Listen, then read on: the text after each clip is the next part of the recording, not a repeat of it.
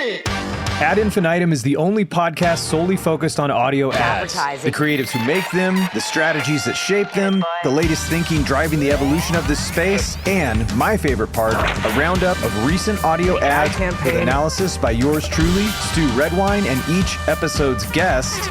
This is Season 2, Episode 11 of Ad Infinitum, titled The Authors of Audio Branding. In this episode, we're talking to two experts who literally wrote the book about audio branding. It's called, shocker, Audio Branding, and we will be discussing the evolution of what we know of as audio branding and what the future of multisensory marketing looks like, which is really the way most folks are talking about it, that lumps audio in there, including voice marketing. And what does that look like for brands? So for this special episode, I'm thrilled to welcome two thought leaders in the world of sonic branding, Colleen Fahey, U.S. Managing Director at CZM Song, and Larry Minsky, Professor at Columbia College Chicago, and both co-authors of Audio Branding, Using Sound to Build Your Brand, and Voice Marketing, Harnessing the Power of Conversational AI to Drive Customer Engagement. Colleen and Larry have shaped how I think about sound and its role in modern branding. Their book, Audio Branding, was one of the first ones I dug into once I made the decision to set my heart and my mind on understanding and learning the craft of sonic branding. It was a decision point. I had to focus on it. And I think it was either Sound and Marketing with Gina Isham or Dallas Taylor's 20,000 Hertz that I heard of audio branding. And then it was well, I'm going to do this. And I listened to the audio version of the book and took notes, as I do with my pile of note cards. But it really helped early on, forming my thoughts on okay, as I start digging into this and getting into this. So this is a cool episode. So Colleen and Larry, welcome to Ad Infinitum. I was planning on reaching out to you guys at some point. I was intimidated because you're published authors, but I'm grateful you reached out, Larry, and I'm so excited to have you both here. Thanks for having us. Yeah, I'm very honored to be here and also to be able to talk about my favorite topic. So thanks for inviting us. Well, thank you guys both for joining. I'm excited as well. Today, we're going to dive into the heart of what is making sonic branding increasingly part of the conversation as more brands are thinking in a multisensory way about building connections with customers. And that's the way I like to think of it, is Mark Ritson's customer funnel of build, nudge, and connect. We're building memory structures, building a relationship. We're nudging people towards the way we want to connect, which includes a transaction,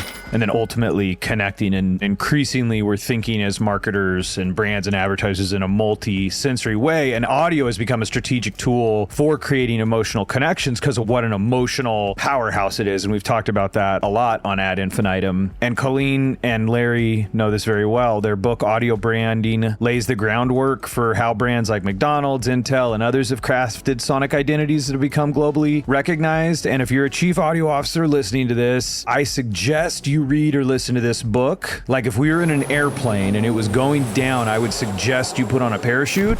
It's just a suggestion. You do what you want, but I suggest you listen to Audio Branding if you're taking your audio marketing seriously as a chief audio officer. Definitely read or listen to this book. Such a treat having Larry and Colleen on the show together in the studio. So let's get into it. We're going to discuss how brands can leverage sound as an integral part of their identity, building trust, recognition, and emotional resonance with consumers, and analyze some recent ads from one advertiser I'm keeping as a surprise in particular, and grade how they're showing up in audio as a whole. We're going to listen to a few of their ads that I heard out there, and I want to get Colleen and Larry's opinions on. But before we do that, I have some questions for you guys. You guys ready to go? Sure, let's do it. We're ready. So let's start with the basics. Colleen, for our listeners who are unfamiliar with the term, can you explain what audio branding is and why it's such a critical element in today's marketing mix? Or has that term changed? Do you think audio branding is sonic branding?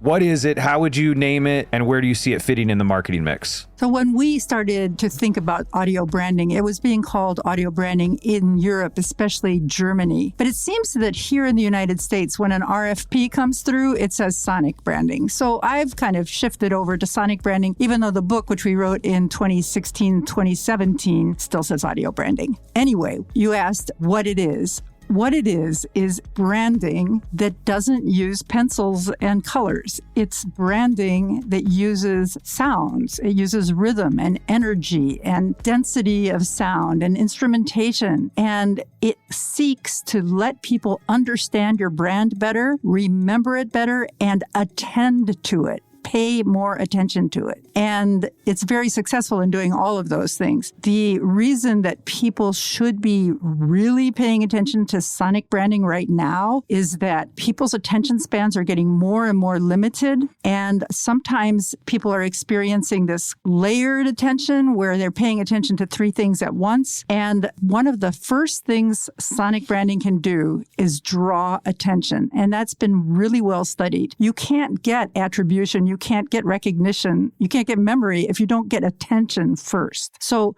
sonic branding really helps you get attention, pull your attention to the screen, even if it's a TV screen, but also a radio sound.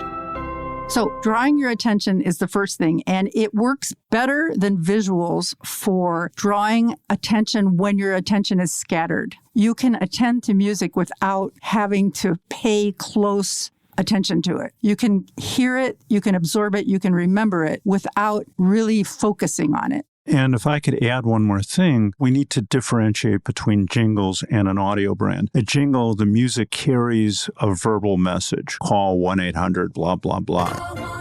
Where an audio brand is distinct to the personality of the brand and conveys the attributes of the brand in some way through sound. You want to differentiate that so when you're thinking about an audio brand, you don't think of the old school jingles, some of which have become such associated with that brand that it is their audio brand, but the origin is different. And one other important point to consider with audio branding is that we're in more and more audio-enabled environments. So the more places you hear the sound as well. So it's not just it does break through, but also there's more opportunity today with audio. Yes, the idea that your audio brand is only for commercials is a pretty old-fashioned idea because now it could be your ATM sound. It could also be in your headphones giving you signals. It could be your recipe videos. It could be in your TikTok or Instagram feeds. And it gets more powerful as people hear it over and over in different environments. It might not sound exactly the same each time. It might be adapted to the environment itself, but it would always root back to a DNA that's your brand's sound. Well, thank you both. There's so many side quests we could go on. So I've got to keep it focused. But I think it's interesting you point out, and that's why I had that question about audio branding versus sonic branding, that it was like it was going one direction, and that's how they're referring to it in Europe. And then in America, it's taken on this name of sonic branding, which, to me, the definition, whether it would be audio branding or sonic branding, is how a brand shows up strategically and intentionally in audio with consistency and distinct audio assets, right? Distinctly and consistently. So to me, that's the definition of it. And then like an audio logo to me is the smallest divisible unit of sound that is still instantly and recognizable as that brand, right? So I kind of think of like if I hear a Michael Jackson song, I can recognize it's a Michael Jackson song pretty quick. Absolutely all I have to hear is hee hee, and I think Michael Jackson. So in the same way with brands, that's where, Larry, I'd like to actually kind of parse a little bit. To me, a jingle could be the smallest divisible unit of sound. That could be, to me, it ladders up as part of a sonic brand or an audio brand. Why are you kind of pulling it off to one side? Well, some jingles have become audio brands, but when jingles were so popular, powerful back in the 60s, and historically, they were not written to be distinctive in the musical sense. They were written to carry verbal messaging. So some have emerged into an audio brand, but that is not how they were developed. They didn't think of the overall totality of the environment of what the sound means. They thought about how can I use this music to carry a sung message. I understand. So I see the distinction there. Yeah, and especially if it's a super cluttered space. I mean, the real trick is how are we showing up consistently and strategically? And in the book, Colleen, I'll start with you. You highlight the importance of consistency paired with the evolution in audio branding. Can you give me or give the listeners an example of how a brand can evolve its sonic identity while still maintaining the core elements for recognition, like, or if there's a brand or a story that comes to mind around that idea? The brand that comes to mind for me is the French National Railway System called SNCF that started by wanting to just say they were leaders in transportation. And then they wanted to add about 3 years later the idea that they were an ecological way to move. So even though they kept the same tune, they changed the instrumentation to be more acoustic and it felt more ecological. But then later they wanted to make it speedy. So they added another sound, which was zoom, that gave the idea that this is a faster way to move. This is what the original sounded like. And here's the evolved sound. So you can take the same sound, do, do, do, do, but you can execute it different ways to give a different meaning to that brand. And that way you can evolve when your brand position evolves. Does that work for you? Yeah, I think that was good. So Larry, we've seen brands embrace platforms like podcasts, streaming services, and voice assistants. Like, we're thinking of all of that when we're thinking about audio. How should brands tailor their sonic brand, their sonic strategy across these different platforms while still trying to maintain brand cohesion? Like, how important is that in audio? Well, brand cohesion is very important. Once you get into the voice environment, there's no visual. There are some voice assistants that have screens, but most are screenless. So what is a brand if you can't see the brand colors, if you can't see the logo, if you can't see the font or the visual execution? So you need to think of what is the brand in a sound environment only. And that's probably where you want to start. And then you work your way to everything else. Do we convey it just through the notes? So a podcaster, for instance, now pretty much will have a voice, of course, the voice that you recognize, but also a piece of music that's an intro, maybe some transitional pieces of music, an outro, and that becomes like the colors for the brand because you can't see the colors, so you need to add personality and meaning through something else, and sound effects as well as sonic branding and music are your good friends, and that works also if you're going to have a voice, an AI voice. The voice can also have music and sound effects and particular kinds of textures that make you think of the brand. Yeah, and that's why I feel like your book is required reading. It needs to be, because now I can take for granted, now that I've dug into this and focused on this, it's like this, of course, well, everybody knows how to, slalom skiing, but it's like if I go back to being a beginner, I'm just trying to get up on the ski for crying out loud and then kick a ski and then,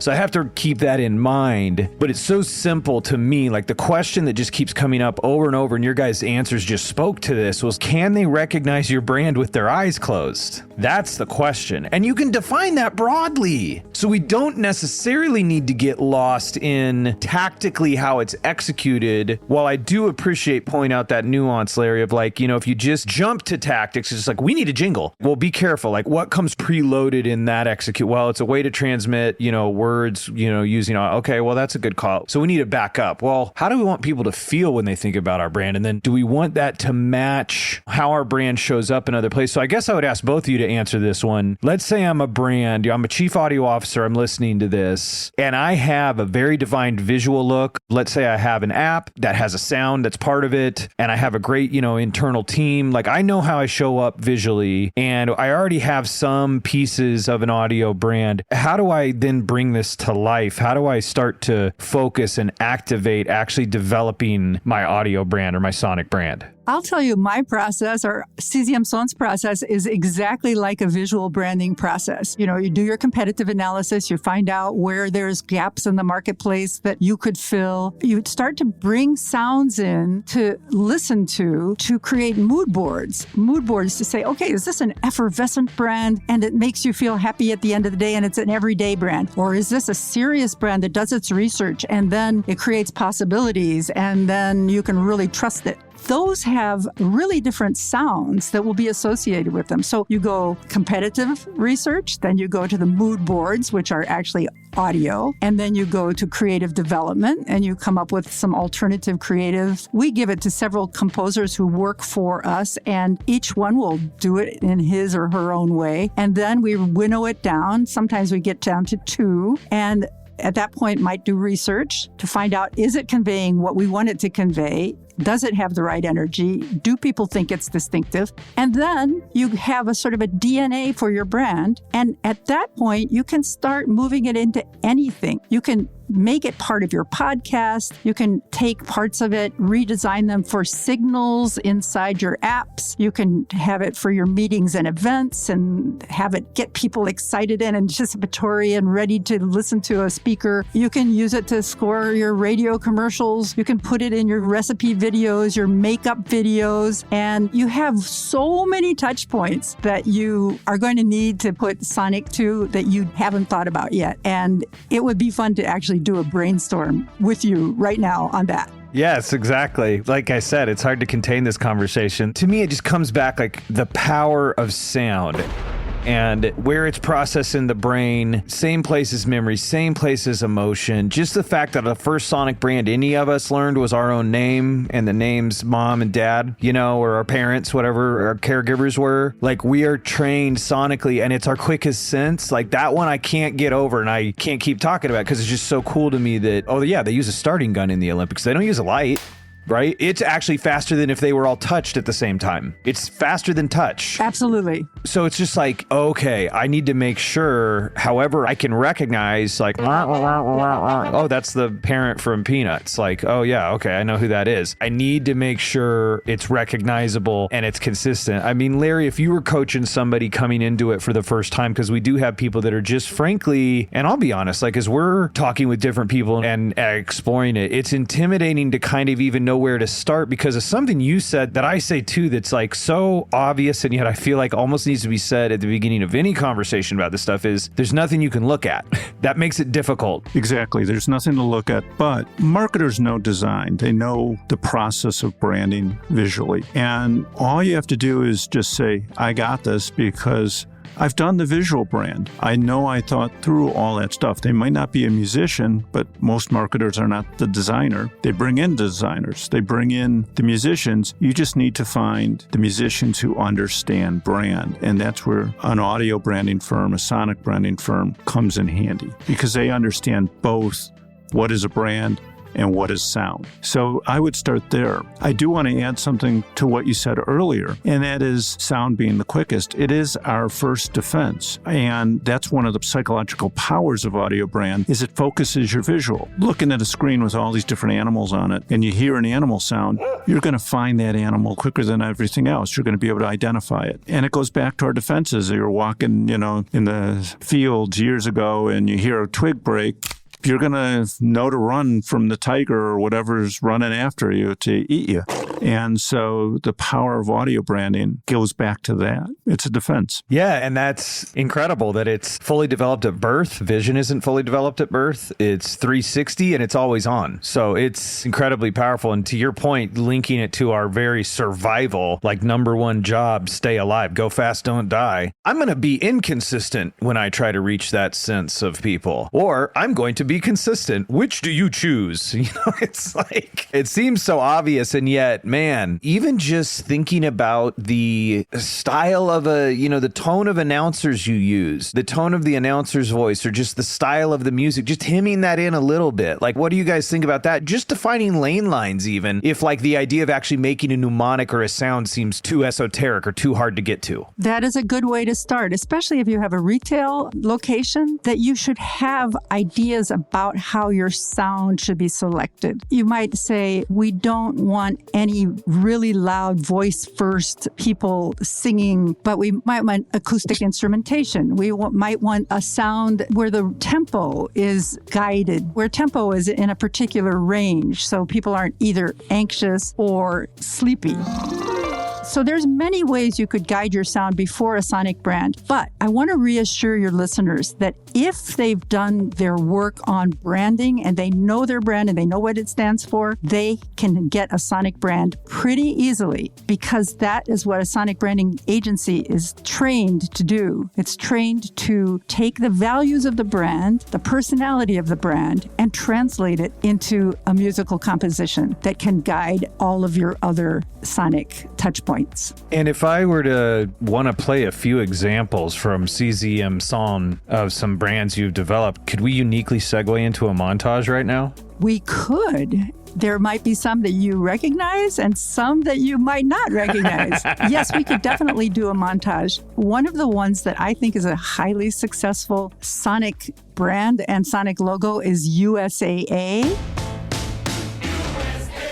That captures the camaraderie of military people when they're together, because that brand is about providing insurance to the military and their families. And a new one that's just coming out is a revisit of something that was famous in the 90s and it has not been forgotten, and that is Maybelline. Maybe it's Maybelline. Would you like to hear the way that Maybelline has reinvented Maybe It's Maybelline? There's no maybe. Yes, it's 100%. Yes, I want to hear it. Let's go. What feels so great about that jingle coming back as a Sonic brand is that it seems to be inspiring activity on Instagram and TikTok, and people are doing remixes of it and doing dances to it and putting themselves in the pictures with the celebrities and just cavorting around and even creating animations of the product as if it were dancing to the tune. So it's not only these days, it's not only about listening, it's also about playing and involving yourself and using your own creativity to bring yourself to the party. The marketer has to be pretty brave to put it out there to let people play with it and adjust it. But that's part of the power of audio branding, is that people adopt it and start using it in their TikToks. Yeah, it's awesome to see. I love the playfulness. And like you're saying, that it's people, you put your thing down, flip it and reverse it. You know, they take it and they make it their own. And there's a lot that's changing in audio. And as audio branding continues to evolve, especially with the advancements in AI and voice technology, and like your guys' latest book in voice marketing, what do the two of you see as the next frontier for Sonic branding? And Larry, I'd like to start with you. I don't know if you'd call it the next frontier, but it is growing wildly here in the U.S. If you look at Europe, they're much more advanced in the use of audio branding, and it's much more in the infancy here in the U.S. So just even understanding how you can use it across all of your touch points. Voice technology, AI is going to get better and better. Assistants are going to get better and better, audio assistants, and that's going to drive the need for more distinctive audio environments. I also think that we'll be more nimble with our Sonic branding. We probably shouldn't design somebody's main brand using AI, because it has to be, by necessity, it would be derivative and would sound like somebody else's. But if you design your Sonic DNA and Sonic logo, and then let AI do the variations on the theme, it probably would be even more nimble and useful and agile for companies to put it in even more touch points and get people to really recognize your brand whenever they encounter it, even if their eyes are closed, even if they're on a phone, even if they're just listening. And the more they hear it, of course, the more they will like it, because that's how audio works. One of the things to think about with AI is there are actually 3 different kinds of AI that I know of, and there's probably more. One is predictive AI, and that's great and more very powerful in business about what should we do. Then there's generative AI, and that's what we're all talking about with ChatGPT. And then there's conversational AI, which is how do you use AI to talk back and forth in voice marketing, and generative and conversational can work together. So once you have your audio logo and your audio brand, you could then go in and have a conversation, and it could be inserted in the appropriate places in the appropriate ways eventually. So the big things I'm hearing you say are that leverage the power of AI to help customize based off of a core that you make sure that you have strategically designed with the people that are involved to accomplish specific goals that you set out to accomplish, which is something we didn't touch on earlier, but something that I think about a lot with Sonic branding is like, what's the job you've hired this to do? The ones that to me that are the most iconic and memorable, turns out when you uncover their story, which I learned a lot about from your guys' book, Audio Branding, it was intentionally designed to solve a specific business problem. Like McDonald's, we're going to bring everything together. We want to make sure that we're cohesive. adhesive. Oh, super iconic audio brand. Intel Inside, also super iconic. Well, why is that? Well, it was intentionally designed to solve how do we visualize this thing in such a way. And then Walter Warzoa just did a masterful job of making it this incredible sonic expression of what was going on with Intel's like very intentionally designed. So like what you're saying, Colleen, what I'm hearing you say looking into the future is make sure you're working with experts that understand the space. And then, yeah, absolutely leverage the power of AI to customize and be able to do things at scale. And so that's important. And then, Larry, what I'm hearing you say is just we're at the beginning, folks. And when it comes to this conversational stuff, and I feel like I get excited about it as a Star Trek fan. Computer. Everybody's going to have their own Starship Enterprise. It's their phone that then it's going to be the battle of who can, is it going to be Ford Motor Company or is it going to be BetterHelp or whoever it is that there's some sort of conversational bot that you're having this conversation with or just is very useful to you. Like that's kind of the next frontier. Am I hearing you guys both right in those regards? You got an A+ in Colleen. Yes, same here. Man, that feels so good. And it's so great because we're about to grade somebody else's homework. Okay, so I was holding back on saying who it was, but so I listened to pretty much every day, walk my main man, my dog, Maverick, and listen to part of my morning lineup is The 7, Washington Post The 7. And I started noticing these ads. I noticed that, I have heard this many times. I've kind of tuned it out and like finally it broke through, which was interesting. Is in the pre-roll, which I'm still like kind of getting my stuff together, so I'm not skipping. And it's Merrill Lynch or Merrill by Bank of America. And really love their stuff. Colleen, you had a reaction already. I'm sorry. I had a reaction because I thought it was Merrill's shoes. Do you do Merrill shoes? Do you do Merrill footwear? Yeah, we do with Merrill footwear. Yeah. Oh man, I wish. Oh no. Now this is just a big letdown. Sorry, that was a mistake. No, it's not. It's okay. Your breath can just be taken away because you love financial planning. No, kidding. So what I did a little bit of homework, and in the time we have left, we're just going to listen to a couple ads. So I took a look at it in Vivix, and it looks like, and you got to take this with a grain of salt, that Merrill's spending approximately $4.4 million year to date across all channels. And this is specifically looking at Merrill as an advertiser. And their radio spend was something like $10,000, which is incredible. And I say that because these ads that I heard on the 7, I had a sneaking suspicion of two things. One, I think they're programmatic because I'm not able to find them in a couple other places. And then two, I think they were ported over just basically straight from radio. And then so when I went in Vivix and I looked in radio, it was like, aha, that's what I thought. So there's a couple ads we're going to listen to that were essentially radio ads that looks like tens of thousands of dollars perhaps were spent against that then were ported over to podcasts, looks like purchased programmatically, which is interesting. And then we have some other podcast examples of ads that they showed up in podcast. And what's interesting in looking at Magellan year to date, their spend in podcast in 2023 was $3,000 approximately. Their spend in podcast year to date this year is $1.4 million. So if we take that Vivix number of $4.4 million across everything and about 10,000, let's say, in radio, and then we look at podcast and they're doing 1.4 million, they see the light. They understand, the podcast audience in general is educated, it's lean in, and what we're talking about here is financial advice. So all of this is contextual to listen to how Merrill's showing up in audio. And one last thing I just want to call out before we listen to the ads is one thing I did notice in listening to these is there was one of them that played, and the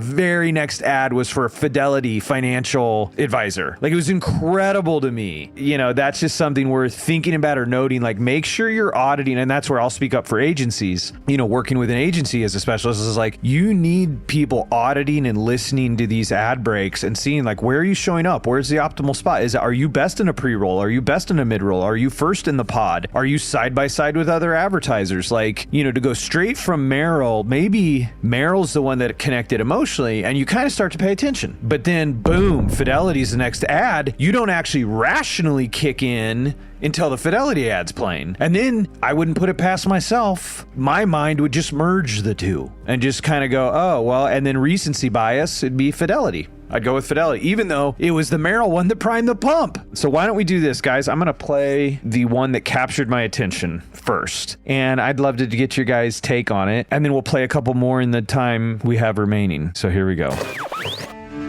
Say this is your financial life. Over time, things can get more complex. With a personalized plan, Merrill can help you navigate it all. Learn more at ml.com/bullish. Merrill, a Bank of America company. What would you like the power to do? Investing involves risk. Merrill Lynch, Pierce, Fenner & Smith Incorporated, registered broker-dealer, registered investment advisor, member SIPC, a wholly owned subsidiary of Bank of America Corp. All right. So what did you guys think of that ad? That's the one that cut through for this guy. Yeah, I feel that they're using music as the story, that your financial services life is kind of disjointed and disconnected, and it might have instruments that are associated with elegance and trust, but the way they're playing together is dissonant. So then they're offering that they could bring it all together through Merrill. Yeah, and the way that they did that with the audio, I thought was so cool. What about you, Larry? I got the dissonance part at the beginning with all of it, but it still felt a little dissonant at the end, where I probably could have been a little bit more reassuring at the end. There you go. All right. There's always room for improvement. So from an information transfer standpoint, like I thought what they did well was, say this is your financial life and they give you a metaphor of it kind of sounding disjointed and it gets more complex and then, they do bring it together. They could give you more description of exactly how that works. But man, this is a tough one because, another thing you have at work here is that disclaimer. That's almost about a third of the ad. Yeah, you have to figure out how to handle that and still be part of the brand without calling too much attention to the disclaimer part because you have to go fast with that. Financial is an interesting area in that besides paper money, anything beyond paper money, it's virtual. So it's more conceptual and music helps make it tangible. Yeah. Yeah, so what's interesting to me, like I said, I've been hearing this one and I was like, you know what? I just want to talk about this ad. So just in the last 2 days, they switched it up. Or no, today, I think it was the same. So yeah, this ad is from 9:19. We're talking at 9:20. And then I have the one from 9:20 that's different. So who knows, are they switching it up or are they just varying it? But here, let me play you the one now from 9:20 and see what you guys think of how they used audio in this one. Here we go. You want a straightforward path to your goals. But at Merrill, we know things may get in the way. Or new opportunities can put you at a crossroads. With the bull at your back, I found a better route. You get a personalized plan, turn left, and a clear path forward. Go to ml.com/bullish to learn more. Merrill, a Bank of America company. What would you like the power to do? Investing involves risk. Merrill Lynch, Pierce, Fenner & Smith Incorporated, registered broker-dealer, registered investment advisor, member SIPC, a wholly owned subsidiary of Bank of America Corp. All right, so identical advertiser, same program, 1 day difference. Those are the two different ads that I heard on my morning walk. What do you guys think of how they showed up in this one? And then given that context of the preceding ad and this ad? I feel that the brand manager doesn't have a real clear idea of whether they want to make it a folksy brand, like that was done with the instrument that sounds maybe like a ukulele or something in the second ad versus the classical instruments in the first ad. So it was confusing to me as to a brand. What is this brand trying to be? I want to say that the voice is just great. I love the person's voice. She's distinctive. She's warm. She doesn't sound like every other often male 38-year-old announcer. And I think they're really hitting well on that. And they probably did their homework. Yeah, I'm missing the consistency as well. I thought the first ad cut through much better than the second one. But what is the brand? Is it more the sound of the second or is it more the sound of the first? You could change the instrumentation, but there needs to be something that you walk away with that's distinctive and consistent. And I didn't get that. Yeah, it's interesting to me that if you were to translate those two visually, how different would they feel? And I think it's easier to go wider in audio to create two outputs that you tell yourself are in the same zone. But if you're really honest about it, and not that anybody's being dishonest, but it's just it's hard to maintain your objectivity, right? Or if I have two colors that are side by side, I don't know if you guys can even see me, but it's yellow and blue. Are these the same? Well, I guess they're both kind of pastels, but it's this is yellow, this is blue. So from a sound standpoint, another thing that I noticed to your guys' point is with the bull at your back. So I think that's great. That's a cool idea, cool image, and there's a lot of associations that comes along with that. That's not in the classical one, but it is in the folksy one. There's another inconsistency. So we have a tagline we didn't use both times. We had a style of music we didn't use both times. It seems to me that it's the same voice across both, and that's the one consistent part that might make people feel that it is the same brand. Yeah, I think you're right. And if it's not the exact same voice, the voice feels in the zone. And so then you could think, well, that's my consistent piece. And so I'm going to show up, in these produced spots slightly differently. And, maybe it could be happenstance that at some point you do want to change creative, right? And did we just happen to catch them on the day that they flipped over to the new creative? Is that the case? But even if it is, they do feel more different than they feel the same. And I'm one that's normally willing to go pretty far in trying to see the connections between things that aren't necessarily connected. But if I back off of that kind of predisposition, it's like, yeah, the voice might be the same, but in a lot of ways, these ads don't feel cohesive. It feels like two brands. You have to start with the audio brand and then write the radio spot and then score the spot based on the audio brand. To me, it feels like, and obviously I wasn't part of the process, but I'm guessing they wrote the spot, they recorded the spot, probably with the same voiceover artist, and then they went and sent them off to be scored. And it may not be even scored by the same person, but without the notes of what is the audio brand. That's how it feels like. I think they need a sonic brand. Yes. Yeah, it seems like it. I'm excited about it because I like how they're showing up. I like that they're showing up and they're swinging. One simple thing you can do, like, 'tis the season, we're rewatching the Harry Potter films as a family. And in Harry Potter 1, I think it's the very first one, we were just watching it, they're walking up to Hagrid, spoiler alert. At one point, the kids are walking up to Hagrid at his little hut, and he's playing the Harry Potter soundtrack sound on his little wood flute, of all the things he could be playing. So for me, it's like, even if you took the melody from the folksy song or the melody from the classical song and cross-pollinated, that's one, you don't have to him in, well, I can't express it differently. You can, but that would be interesting, is like, what if the melody was consistent even in different forms of music? What do you guys think of that? That would work. That would work pretty well. But sometimes it's nice to have a texture that's recognizable by your audience, because textures stay in people's minds as much as melody. And that's something that I think more people could consider when they're designing, especially their sonic logo, that people will recognize that, oh, it's this high and vibrating sound that's inside the music, or a low thumping sound, or something rich and dense, or something very simple and clear. So texture can also be very evocative of your brand and its meaning. Great points. It's really what I'm getting from you both. And then, same from the experience of reading the book, is like, just be thoughtful and be intentional about it. As what's the emotional response you're trying to get from the audience? What's your communication goal? What's your business goal? Like the why this. So let's listen to two more back to back, and then we'll wrap up our summary on how Meryl's showing up. So this is also a podcast where they seem to be spending the majority of their money when it comes to audio. And this one is from the Wind Up from just a couple weeks ago. So here we go. And then immediately on the heels of that, I'll play an example from NPR. This episode is supported by Meryl. With a dedicated Meryl advisor, you get a personalized plan for your financial goals. And when plans change, Meryl's with you every step of the way. Go to ml.com/bullish to learn more. Meryl, a Bank of America company. What would you like the power to do? Investing involves risk. Merrill Lynch, Pierce, Fenner & Smith Incorporated, registered broker-dealer. Registered investment advisor. Member SIPC. Hey, Fidelity. Oh, that's the one. Oh, yeah. The immediate ad following that one was, hey, Fidelity, can I remember to invest every month with the Fidelity app? That's the example. So note to the team at the Wind Up, I would recommend breaking those ads up or choosing one or the other as far as advertisers go. Okay, next up is the final example from podcast. This is from NPR's Shortwave with a Meryl ad.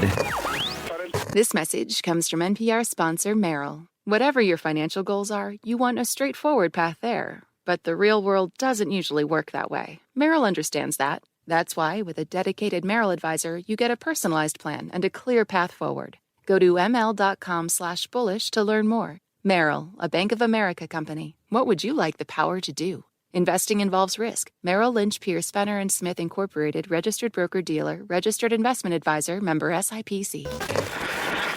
With those two announcer read examples and then the produced ones that we heard as well, what's your guys' overall reaction here? I miss the music and I miss the warmth of that other voice. It's very clear, but it seems more rational without the music. And you don't have to have the music under the entire spot, but at the end, when they recite the tagline, some little accent, some little punctuation at the end with the music would just reinforce the brand. The other thing was that the first voice seemed awfully young for an investment advisor. It gave me the impression that my investment advisor might not be very experienced. I know that that's the announcer's voice, but I felt the youth of that person. And she even had a little bit of Valley Girl vocal fry at the end of some of her sentences. So it made me think she was too young for Meryl.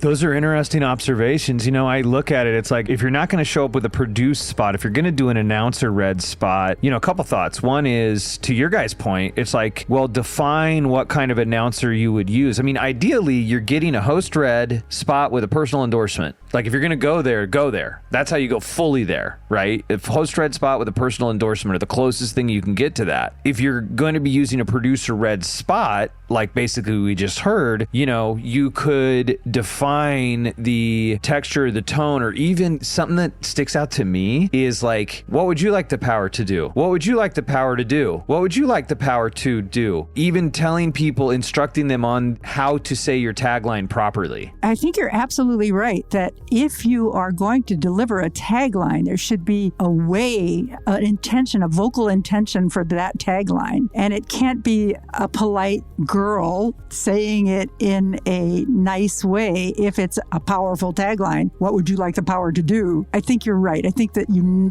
definitely should guide the announcer in how to act the tagline. Yeah, that's one of those nuances of a sonic brand of going, how am I showing up so they can recognize me with my eyes closed, is that I sound the same wherever I show up. So in looking at these through the Audiolytics lens, we graded them as well. On average, blended score for all of these came in at a 74%, which makes sense to me. There's some work that could be done to be a little bit more clear on exactly how does it work. That stuff does matter. If, you know, it's on what time horizon are we measuring success. So let's say we were trying to get people to sign up and take action immediately. There's some certain things that we can do to improve these. And I think it's really important to call out that I was just looking at it across all of them. It's more like fully half of these ads are disclaimer. I had said a third earlier, but I was looking at it and it's like, you know, at 15 seconds out of 30, they switch to disclaimer. At 17 seconds out of 30, they switch to disclaimer. It's a choice or it's a reality. I will say, I guess, you know, I thought in the produced spots, they have the music going under the disclaimer, which is still kind of nice. And they didn't cram the disclaimer, which is a choice, which to me actually communicates a little bit higher value or a little bit more upmarket, as opposed to having a disclaimer. A little more honesty.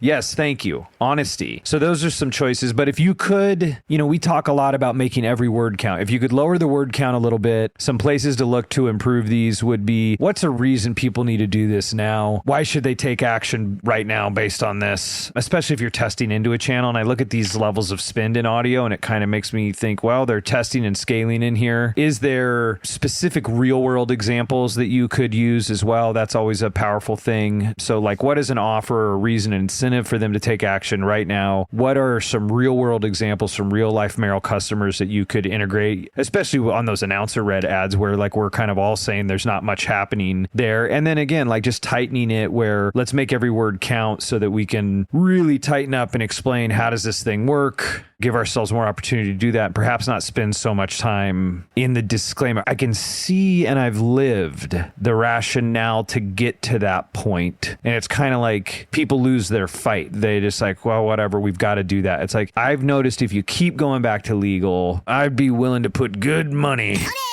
on, I bet you could cut that disclaimer in half without having to speed it up. Or maybe, you know, split the baby.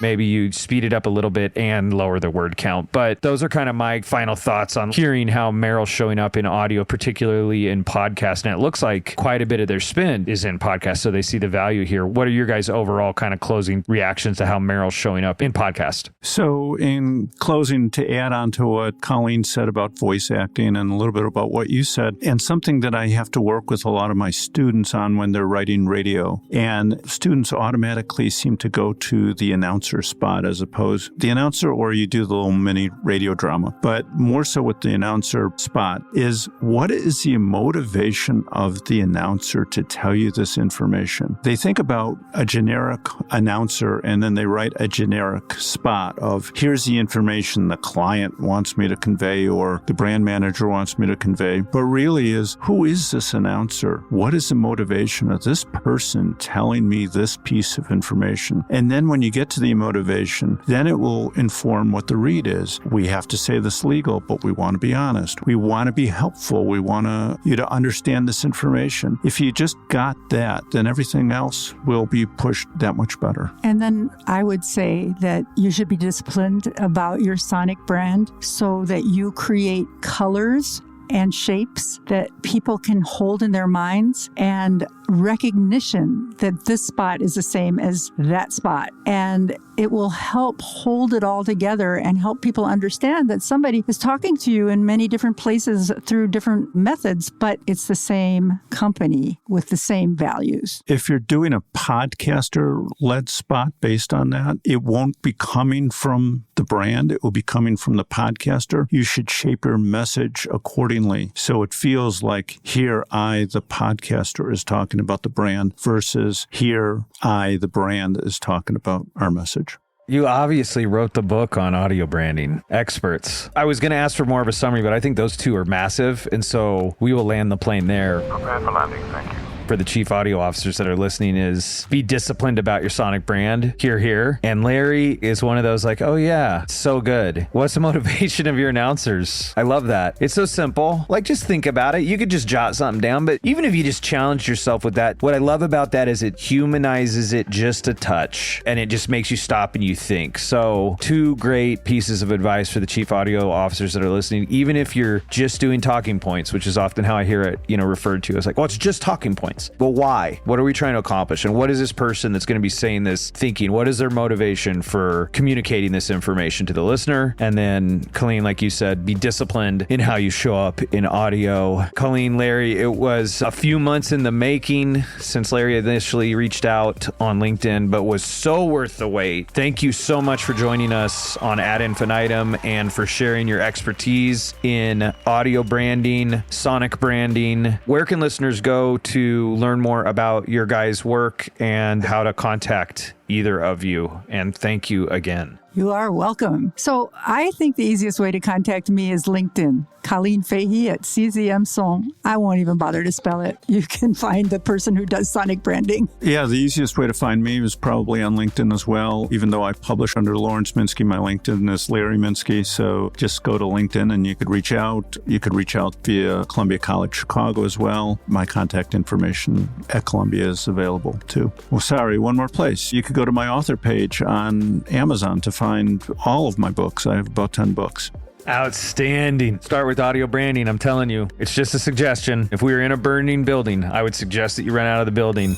It's just a suggestion. Listen to Audio Branding by Larry Minsky and Colleen Fahey, and then jump into voice marketing as well. Obviously, they know what they are talking about. And also visit Magellan.ai/ad infinitum to sign up for a free demo of the Magellan platform. That's what we use to analyze the top spenders in podcasts for the show. So you can go to Magellan.ai/ad infinitum to get a free demo of the Magellan podcast platform. And to our listeners, if you have enjoyed today's episode, we'd love for you to show us some love with an honest 5-star review. And if there's a specific audio ad or brand jingle that's stuck in your head and you'd like us to talk about it, or anything else going on in the world of audio advertising that you want us to talk about, drop me a note at stew@oxfordroad.com. That's STEW at oxfordroad.com. And until next time, remember to have fun making the ads work.